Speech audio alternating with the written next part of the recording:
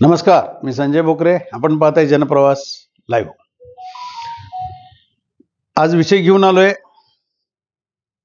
जरांगे पाटील आणि जरांगे पाटलांनी जे भावनिक उद्गार काढले. नुकतेच एका ठिकाणी ते बोलून गेले की मी थोड्याच दिवसाचा पाहुणा आहे. फार भावनिक बोलले आणि बघता बघता मराठवाड्यामध्ये सगळीकडे ते व्हायरल झालं.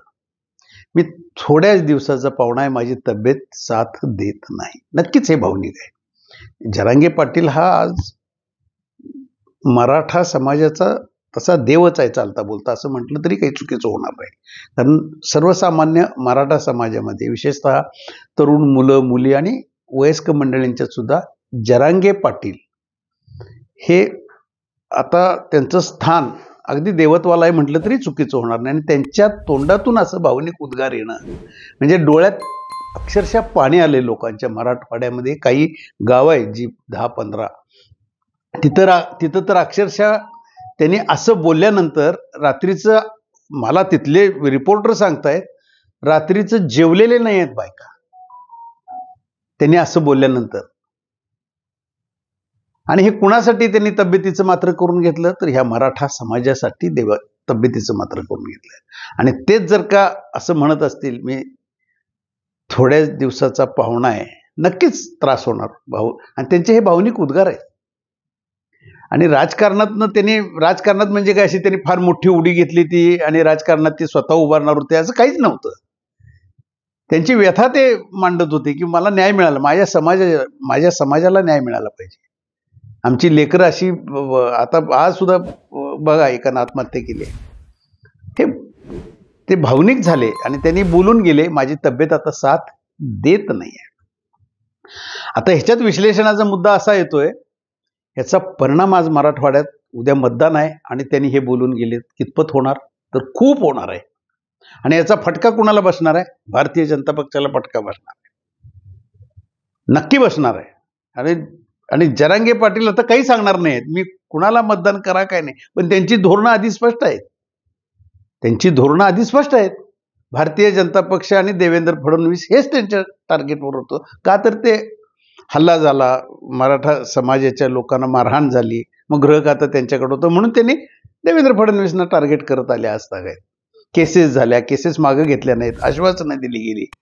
त्यामुळं जरांगे पाटलांचा ही एक बाजू बरोबरच म्हटली पाहिजे.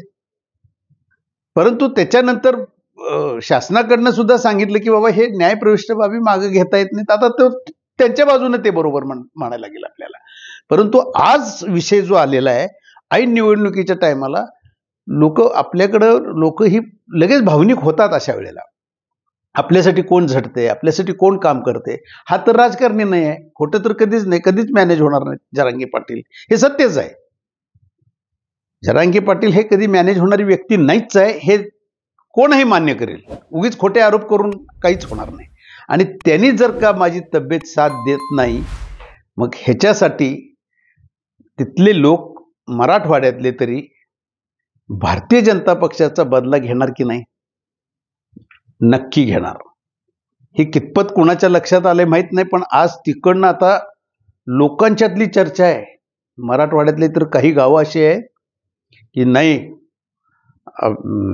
जरांगे पाटलांच्या जीवाला काही होता कामा नये. त्यांनी असं बोलल्यानंतर अस्वस्थता एवढी पसरलेली आहे आणि त्याचा परिणाम मतदानात भारतीय जनता पक्षाला मतदान करायचं नाही अशा पद्धतीनं झाला तर आश्चर्य वाटून घ्यायचं कारण नाही.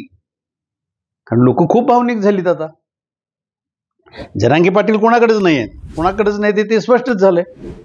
आधी त्यांनी चाचपणी करून बघितली, आपण उभा करून बघूया लोक म्हणतात म्हणून ते करत गेले. पण त्यांना ते कळालं की या राजकारण्यांच्या नादाला लागण्यात अर्थ नाही आणि राजकारणातही जाण्यात अर्थ नाही. आणि त्यांनी अशी भूमिका घेतली, पण लपून राहत नाही. त्यांनी आतली भावना व्यक्त केली आणि ही भावना व्यक्त केल्यानंतर आता ते सगळीकडं घराघरात मराठवाड्यामध्ये, आणि बघता बघता हे आता बाहेर सुद्धा सगळीकडे जर का पसरलं गेलं तर महायुतीला त्याचा फटका बसणार. महायुतीमध्ये जास्त भारतीय जनता पक्षालाच फटका बसणार, कारण जरांगे पाटीलने टार्गेट भारतीय जनता पक्षच केलेला आहे. ओबीसीचं सगळ्यांना बोलवायचं, त्यांचं संघटन हे सगळं करायचं, त्यांच्या अंगावर ते हे सगळं त्यांचे आरोप आहेत की हे भारतीय जनता पक्षाने केले.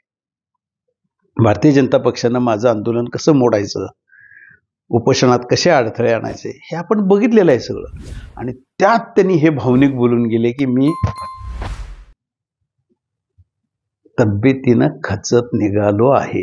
हे कुठल्याही मराठा समाजातल्या माय, लेकी, बंधू, भगिनी कुणालाही ते रात्री त्या दिवशी अस्वस्थ झाली म्हणे लोक मराठवाड्यातले. जेवले नाहीत, काही काही घरात उपाशी राहिलेत. अरे हे काय ऐकतोय मी, आणि असं का बोलून गेले जरांगे पाटील, म्हणजेच काहीतरी पाणी मुरते, तब्येत त्यांची ठीक नाही आहे. तर हे मतपेटीत जर का हे भावनिक मुद्दे आले उद्या, तर ह्याचा फटका भारतीय जनता पक्षाला आणि भारतीय जनता पक्षाचा सुपडा साफ करणार. हे सारखं बोललेलं जरांगे पाटलांचं आता ते भिनायला लागले तिथं हे बोलल्यामुळं. त्यामुळे ह्याचा परिणाम होण्याची शक्यता दाट आहे. आज इथंच थांबू, उद्या पुढच्या भागात.